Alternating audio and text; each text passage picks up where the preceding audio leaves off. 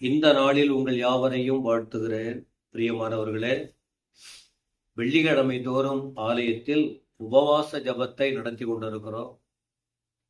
வருகிற தேவ பிள்ளைகளுக்கு அநேக நல் வார்த்தைகளை கொண்டு வருகிற தாய்மார்களுக்கு அவர்கள் உபவாசித்து ஜபிக்கவும், எல்லாருடைய வாழ்க்கையில சோதனைகள், போராட்டங்கள், தடுமாற்றங்கள் எத்தனை வருஷம் ஆனாலும் வந்து கொண்டுதான் இருக்கிறது.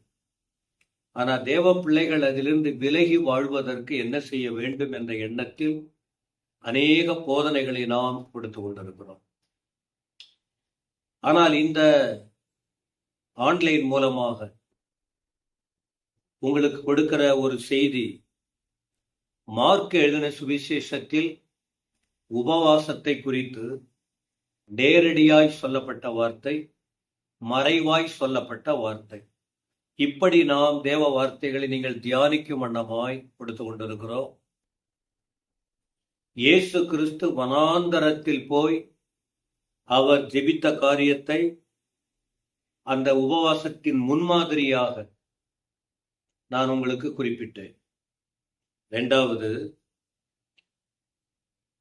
உபவாசம் என்பது தியாகம் பண்ணி செய்வது. தியாகம் 1 மணி நேரம் இருக்கலாம், 3 மணி நேரம் இருக்கலாம், 6 மணி நேரம் இருக்கலாம், ஒரு நாள் இருக்கலாம், 3 நாள் இருக்கலாம்.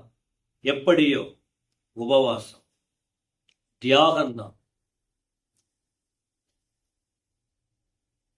மார்க் சுவிசேஷம் 3ஆம் அதிகாரத்தின் 20ஆம் வசனத்தை நீங்கள் பார்க்கும்போது, பின்பு வீட்டுக்கு போனார்கள். சீஷர்களை அழைத்தார், அதிகாரம் கொடுத்தார், பெயரிட்டு அழைத்தார். இந்த சம்பவங்கள் அந்த வரிசையாக சொல்லப்படுகிறது. இப்படி 12 சீஷர்களை ஆயத்தப்படுத்தி பொறுப்புகளை கொடுத்து என்ன எப்படியெல்லாம் இருக்க வேண்டும் என்கிற காரியத்தை தெளிவாக்கின பின்பு வீட்டுக்கு போனார்கள். வீட்டுக்கு போறாங்க. அங்கே அவர்கள் சாப்பிடுவதற்கும் சமயம் இல்லாதபடிக்கு அநேக ஜனங்கள் மறுபடியும் கூடி வந்தார்கள். கவனிங்க, இப்ப இதுவரைக்கும் ரொம்ப நேரம் கூடி ஆலோசித்து பல காரியத்தை பேசியிருக்காங்க, சாப்பிடாமலே இருந்திருக்காங்க. இப்ப திரும்பவும் வீட்டுக்கு வந்து அவங்க சாப்பிட யோசித்தும் முடியல. அப்ப அது மறைவாய் சொல்லப்பட்ட ஒரு வார்த்தையாக கூட பார்க்க முடியும். ஆகாரத்துக்கு முன்பு அல்ல, பிறகும் அவர்கள் சாப்பிடாம இருக்காங்க. தியாக உணவு. எனவே பிரியமானவர்களே, பசி எடுத்திருக்கும் தானே, இருங்க கொஞ்ச நேரம், நாங்க கொஞ்சம் சாப்பிட்டு வந்துடுறோம். இல்லை, தேவராஜ்யம் புசிப்பம் அல்ல, குடிப்பும் அல்ல. தேவராஜ்யத்துக்காக அவங்க என்ன தியாகம் பண்றாங்க பாருங்க. ஒருவேளை ஆகாரத்தை விடுறதுக்கு நம்ம கஷ்டப்படுறோம். உடல் கஷ்டம் இருக்கலாம், மயக்கம் வரலாம், வயதானவங்களுக்கும் பிரச்சனை இருக்கு. ஆனால் வாலிப இளம் வயதில் இருந்த தேவ பிள்ளைகள் உபவாசித்து ஜெபிக்க பழக வேண்டும். நான் ஏற்கனவே சொன்னேன், உபவாசம் என்பது ஒரு தியாகத்தின் அனுபவம்.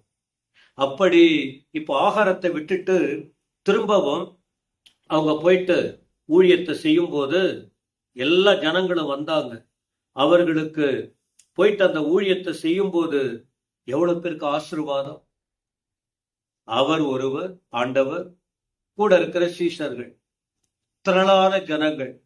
அற்புதம் நடக்குது, அதிசயம் நடக்குது, விடுதலையை பெற்றுக்கொள்றாங்க. அவங்க வாழ்க்கையில ஒரு சமாதானம் கிடைக்குது. அப்போ ஆகாரத்தை துறந்து தியாகத்தோடு ஒப்பு கொடுத்து, ஆனா எதுக்காக நாம ஒரு கொள்கை இல்லாம சாப்பிடாம கிடந்தா அது பட்டினி.